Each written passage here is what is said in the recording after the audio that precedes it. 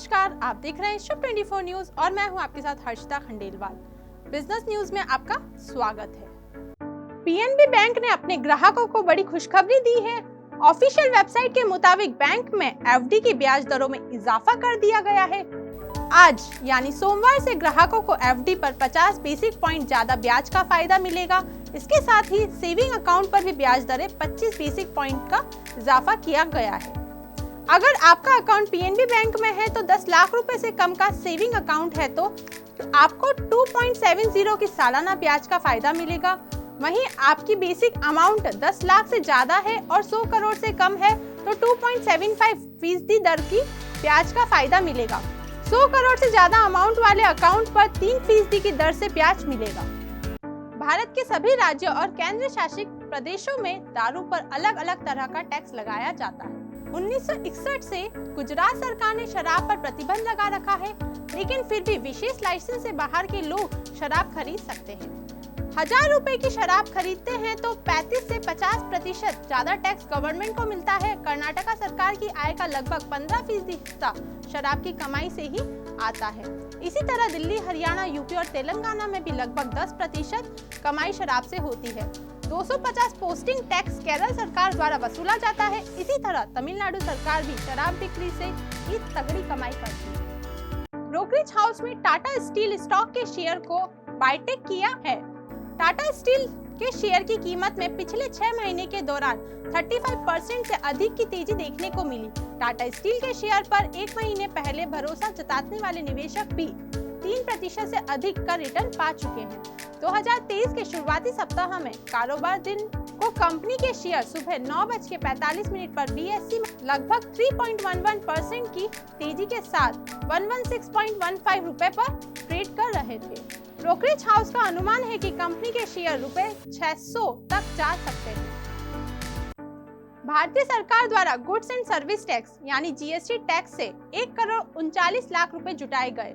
इस बात की जानकारी फाइनेंस मिनिस्टर निर्मला सीतारामन के द्वारा दी गई।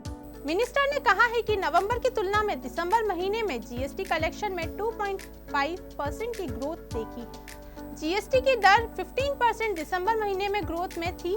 दिसंबर 2022 में सेंट्रल जीएसटी 2611 करोड़ रुपए थी।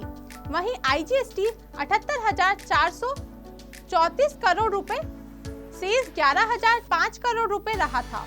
आपको बता दें कि इस सेटलमेंट के बाद दिसंबर महीने में केंद्र और राज्य को टोटल रेवेन्यू 68,380 करोड़ रुपए और 64,451 करोड़ रुपए था। टाटा स्टील और आईआईटी हाइपरलूप के बीच समझौता हुआ। हाइपरलूप तकनीकी विकसित करने के लिए ये समझौता हुआ। 30 दिसंबर 2022 को आईआईटी मद्रास में समझौता ज्ञापन पर हस्ताक्षर किए गए। हाइपरलूप प्रौद्योगिकी के बड़े पैगाम पर विकास और उसके परिनियोजन पर संयुक्त रूप से काम करने पर ध्यान केंद्रित किया गया। मुख्य अनुसंधान क्षेत्रों में डिजाइन और सामग्री चयन की चुनौतियां शामिल हैं। ट्विटर भारत के आईआईटी मद्रास का एक ग्रहण तकनीकी स्टार्टअप है।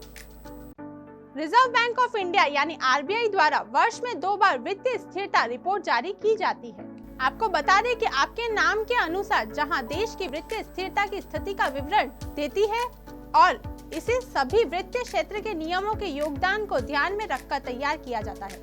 रिपोर्टों के अनुसार सर्कल गैर निष्पादित संपत्ति जीएसटी अनुपात के 7 वर्ष में सबसे कम होने के साथ बैंकिंग प्रणाली की संपत्ति का गुणवत्ता में सुधार हुआ है। रतन टाटा ने जिस टाटा ग्रुप की कंपनी की स्थापना की थी, उसके शेयर पिछले 2 दिन से लगातार अपर सर्किट में जा रहे हैं। हालांकि इस साल स्टॉक्स ने 55% से अधिक का नेगेटिव रिटर्न दिया है, जबकि इस शेयर ने पिछले 3 साल में 1 लाख रुपए को 40 लाख रुपए में बदल दिया। इस स्टॉक का नाम है टाटा टेली सर्विस यानी टीटीएल। साल के शुरुआती दौर में पैसा लगाने वाले निवेशक इसमें कंगाल हो गए। इस साल अब तक 55.60% का नेगेटिव रिटर्न दिया है। यानी अगर किसी ने 3 जनवरी 2022 को 216.65 रुपए की प्रति शेयर की रेट में 1 लाख रुपए लगाए होंगे तो उसका 1 लाख अब 45,000 रुपए से भी कम हो गया। FMCG company Dabur India limited ने 2 जनवरी को बादशाह मसाले में 51% हिस्सेदारी के अधिपत्य को पूरा करने की घोषणा की है। ट्रांजैक्शन के बाद बादशाह मसाले अब डाबर की सहायक कंपनी बन गई है।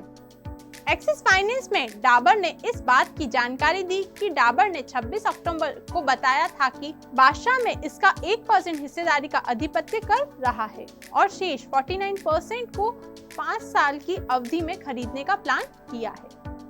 व्हाट्सएप ने किया नया ऐलान, 47 स्मार्टफोन पर नहीं चलेगा व्हाट्सएप। दुनिया की सबसे बड़ी इंस्टेंट मैसेजिंग प्लेटफॉर्म व्हाट्सएप ने 1 जनवरी 2023 को कुछ स्मार्टफोन का सपोर्ट करना बंद कर दिया। इस लिस्ट में 14 स्मार्टफोन शामिल हैं। व्हाट्सएप ने बताया कि यह प्राइवेट 1 वर्जन और नए वर्जन को सपोर्ट करेगा, iOS 12 और नए वर्जन को सपोर्ट करेगा। व्हाट्सएप ने नॉर्मल कंपनियों के फोन को सपोर्ट करना बंद किया है। उसमें शामिल है एप्पल, सैमसंग, LG जैसी अन्य बड़ी ब्रांड की कंपनियां। इनमें से ज्यादा फोन ऑपरेटिंग सिस्टम काफी पुराने हो गए हैं। जो लोग पहले ही अपने स्मार्टफोन को अपडेट कर चुके हैं, उन्हें चिंता करने की जरूरत नहीं है।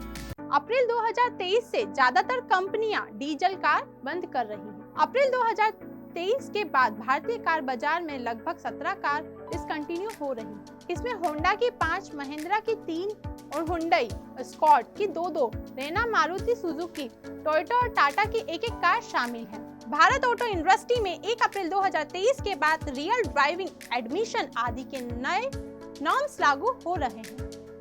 इन नियम के लागू होते ही निर्माता कंपनी को अपनी कारों के इंजन या तो अपडेट करने पड़ेंगे या फिर डिसकंटिन्यू करने पड़ेंगे। सोने के भाव ने छुआ आसमान। नए साल के शुरुआती सप्ताह में सराफा बाजार में सोना चांदी की कीमतों में तेजी देखने को मिली।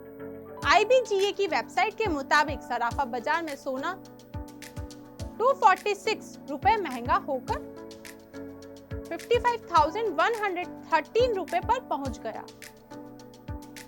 इसी के साथ चांदी के भाव भी 68,000 के पार हो गए।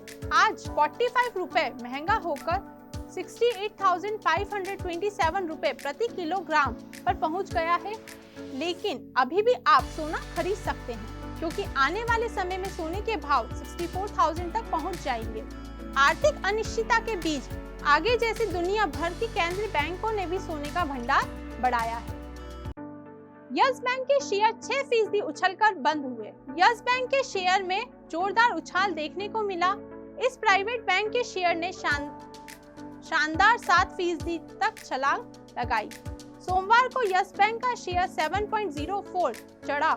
स्टॉक अपने पिछले क्लोजिंग रेट 20.60 रुपए के मुकाबले आज 22.05 पर पहुंच गया। कारोबार के अंत में शेयर 6.07% चढ़कर 21.85 रुपए पर बंद हुआ। बिजनेस न्यूज की अहम खबरों को देखने के लिए बने रहिए शुभ 24 न्यूज के साथ। नमस्कार।